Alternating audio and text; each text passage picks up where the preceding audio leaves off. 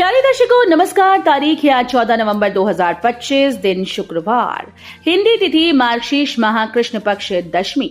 आइए नजर डालते हैं हमारी प्यारी राज्य हिमाचल प्रदेश की तमाम बड़ी खबरों पर। वीडियो शुरू करने से पहले कमेंट बॉक्स में जय हिंद लिखकर हमें सपोर्ट करें। तो चलिए शुरू करते हैं। इस दिन होगी मंत्रिमंडल की बैठक, कई फैसलों पर लग सकती है मोहर। हिमाचल प्रदेश मंत्रिमंडल की बैठक की तिथि तय हो गई है। इसमें धर्मशाला के तपोवन में होने जा रहे शीत सत्र में प्रस्तुत किए जाने वाले विधेयकों के ड्राफ्ट पर चर्चा होगी। स्वास्थ्य शिक्षा समेत कई विभागों के एजेंडे भी कैबिनेट की बैठक में जाएंगे। इसके अलावा कई अन्य अहम फैसले भी हो सकते हैं। बैठक 24 नवंबर को राज्य सचिवालय के शिखर सम्मेलन हाल में मुख्यमंत्री सुखविंदर सिंह सुक्खू की अध्यक्षता में सुबह 10 बजे आयोजित की जाएगी।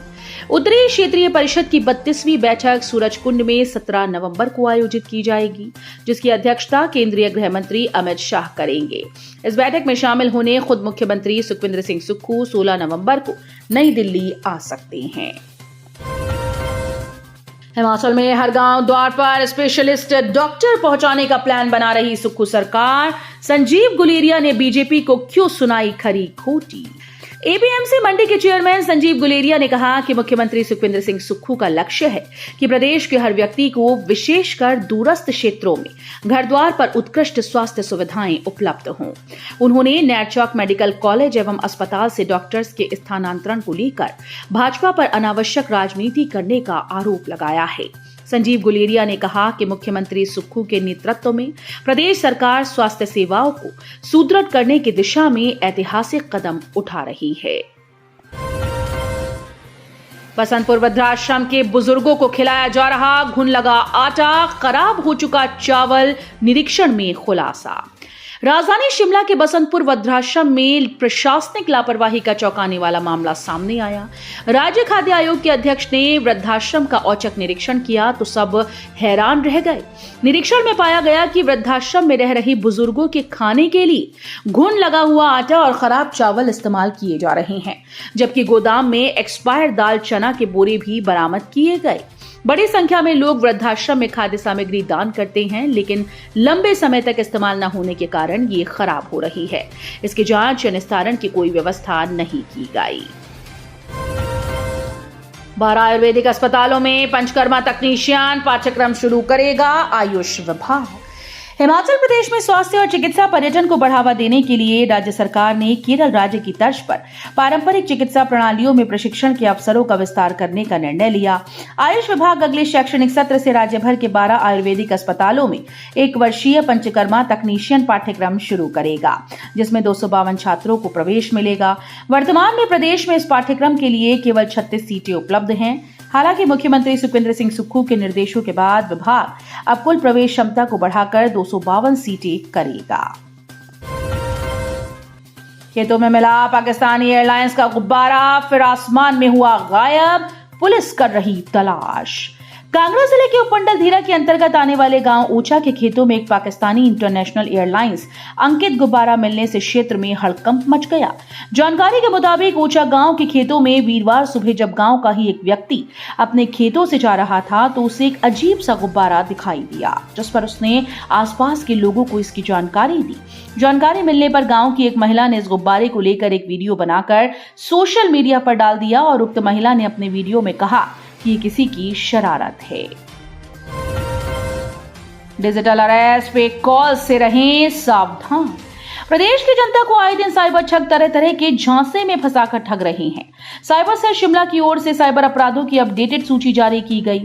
साइबर सेल की ओर से जारी की गई साइबर अपराधों की अपडेटेड सूची में बताया गया कि साइबर ठग 26 अलग अलग तरह के झांसे में लोगों को फंसा रहे हैं, जिसमें साइबर सेल की ओर से बताया गया कि अगर आपको इस बारे में कॉल किया जाता है कि ट्राई आपका फोन कैसे डिस्कनेक्ट करने जा रहा है तो जवाब ना दें, ये एक घोटाला है।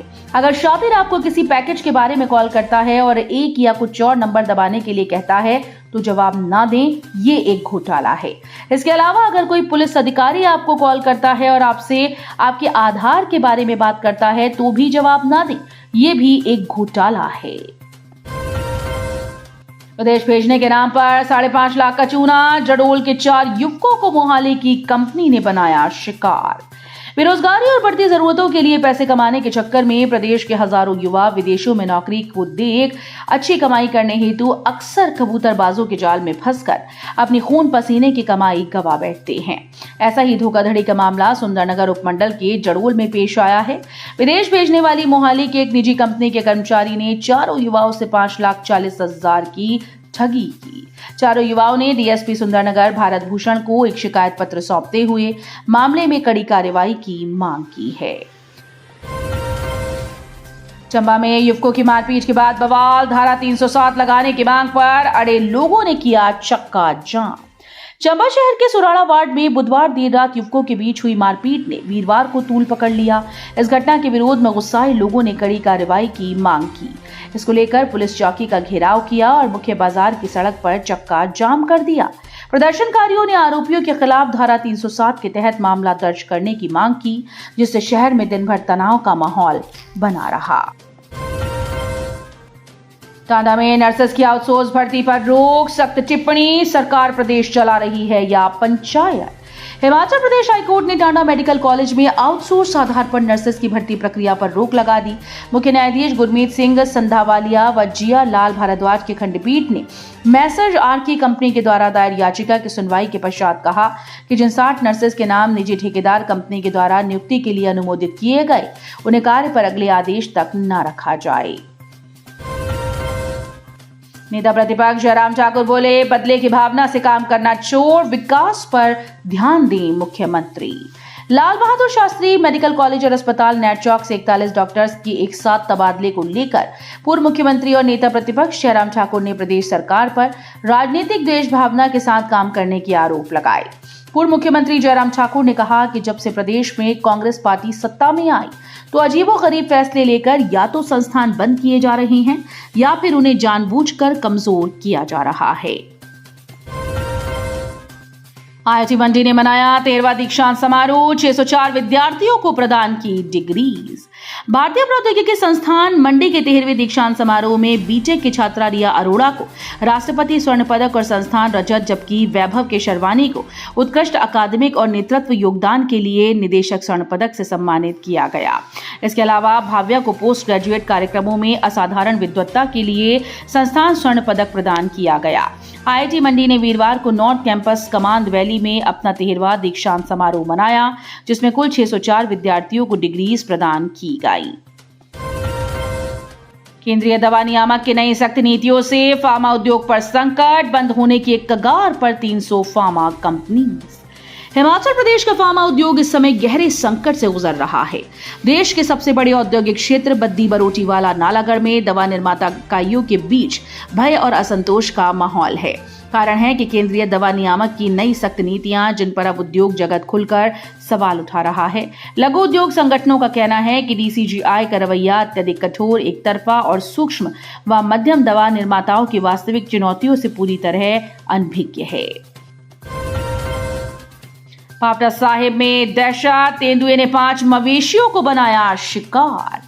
उपमंडल के छछेती पंचायत के सारा काइला गांव में तेंदुए से ग्रामीणों में दहशत का माहौल है।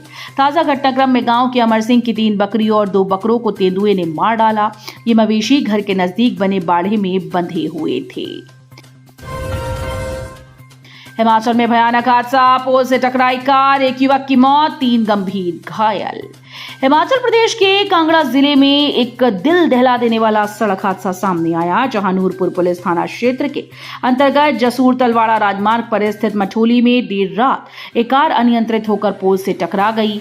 टक्कर इतनी जबरदस्त थी कि वाहन चला रहे एक युवक की मौके पर मौत हो गई, जबकि कार में सवार 3 अन्य युवक गंभीर रूप से घायल हो गए। तो ये थी आज की फटाफट खबरें। हम मिलेंगे अगले बुलेटिन में, तब तक के लिए धन्यवाद। जय हिंद।